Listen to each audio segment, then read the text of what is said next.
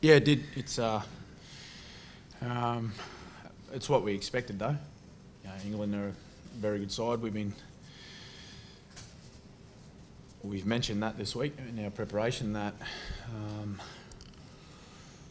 the talk about us being red hot favourites, and it was clear cut sort of victory for the Kangaroos tonight. We never thought that at all. We knew that the English were very strong. They had a great preparation for this game, and the match was extremely important for both teams. This was always going to be a tight game.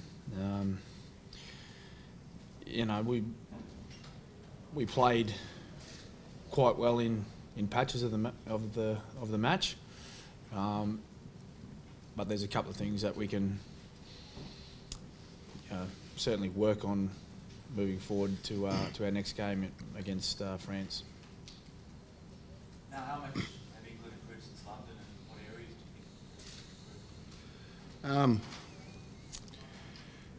you think? I think their ball movement was excellent. Put us under pressure, particularly on our edges. But I think both teams have got improvement in them. You got to remember, like Cameron as an example, hasn't played for a month.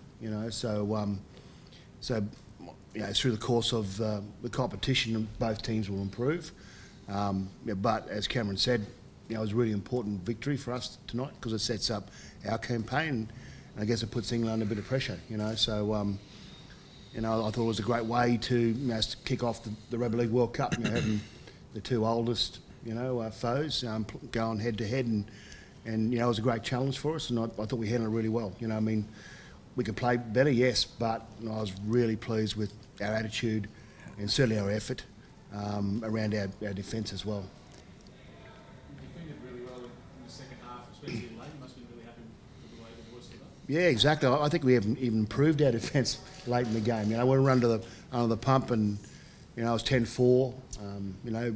England had a lot of field position against us, but we just kept on coming up with really good decisions, and they stripped us a couple of times. But our edges come up, up hard, put them under pressure, and they made errors. So we kept on turning up for each other, and our scramble defence was really, really good, which tells me that we're here to play footy, and we want to win the competition. Now, what did you want to see from this game, and did you get what you I wanted? got it. We've got a hard battle. You look in the room, and there's a lot of fatigue amongst our players. A bit battered and bruised. It was a pretty warm night. Very quick game. Not a lot of ball went into touch. Not a lot of penalties in it as well. It was a challenge for us. It was a challenge for the England side, and I think both teams handled it really well. Cam, where does that rank in sort of the test matches you played the last couple of years in terms of It'd certainly be ranked among the top few. But we expected that, as I said before, we expected that in this first match. Again, it was a different style of game that the Australians are used to. It was one referee, so it was a little bit different to what we're used to in the NRL.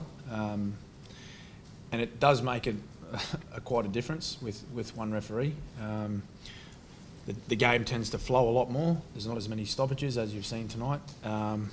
But at the end of the day, as I said, we've got some things to work on and we can be better, but I'm really pleased with getting a victory tonight against a very good side. We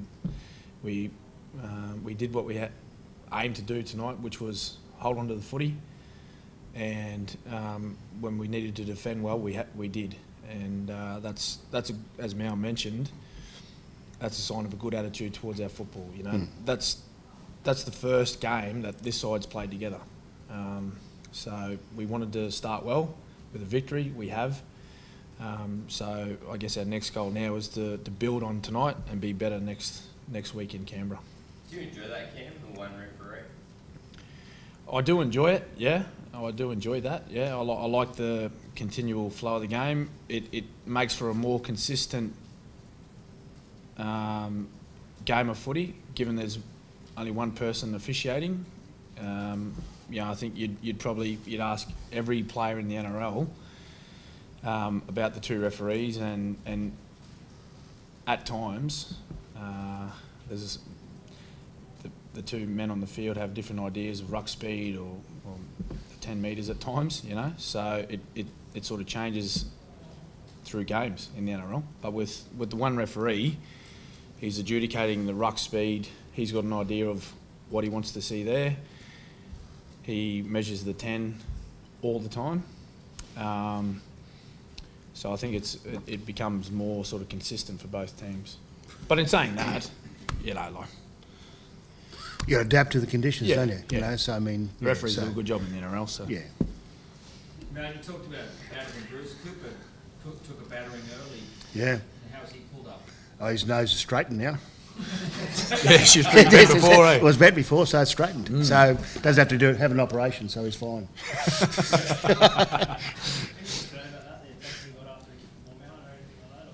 Oh well, you know, I didn't see anything illegal in it, to be honest with you. You know, so I'm just being honest, and you know, that's the nature of the beast. You know, so we took it well, kept on.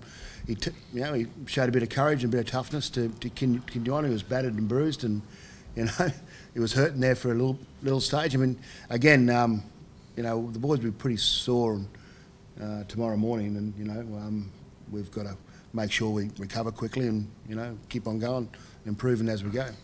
No, you mentioned you're going to try and use all 24 guys throughout the pool stages. Do you make 7 changes straight away next week for France, or try and get a bit more continuity with this team at the moment? Oh, I think the 7 will play next week. You know, talk to Cameron about what he wants to do. You know, so we'll see what happens through the course of the 5 days, 6 days. Yeah, big quarter rest, obviously, considering if you play next week, you break the second through the second. No, he'll play. No, come on, leave me alone. So he'll play. We play. Benny Hunt's getting married, so there's you know you know that. So so we've only got one hooker. Now, no mascot, no defeat. Like Dave Clemmer stepped up tonight.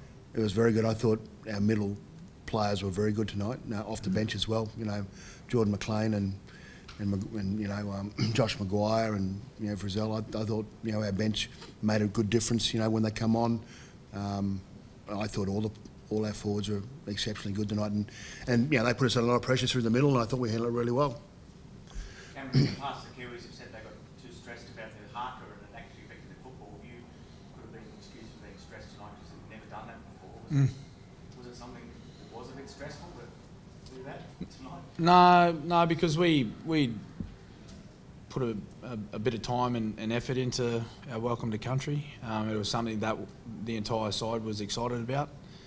You know, so we were very proud and to be able to do that tonight and welcome everyone to this World Cup. And so yeah, there was no nerves before it. You know, we wanted to do it with a lot of pride. You know, we're wearing our national jersey. We're representing the entire country, and we're representing all Australians. So you know, we're very proud about that. And yeah, I know. You know, England started well. They scored the first points, but you know that wasn't because of our pre-match welcoming. You know, that was just the way the game went. Does that go back in the draw now, or like what's the plan for the future of that?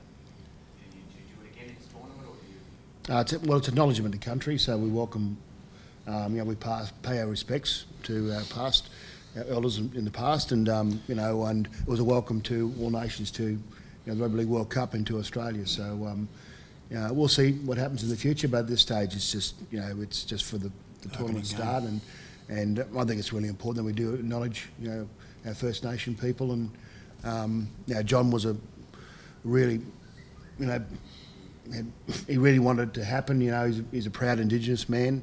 You know, it's been 50 years since the war cry has been done. So, you know, 60 years since the Rugby League World Cup, there's a whole significance around all that. So, and, you know, it's John's legacy piece on the game. He unfortunately can't play for us. So, you know, I think we're honoured and proud that we could do it on John's behalf as well.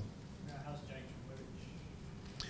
I'm not quite sure. He had to go to hospital, unfortunately, so it could be a pec injury, which we all know was pretty serious. So we'll just see how it all pans out with a scan.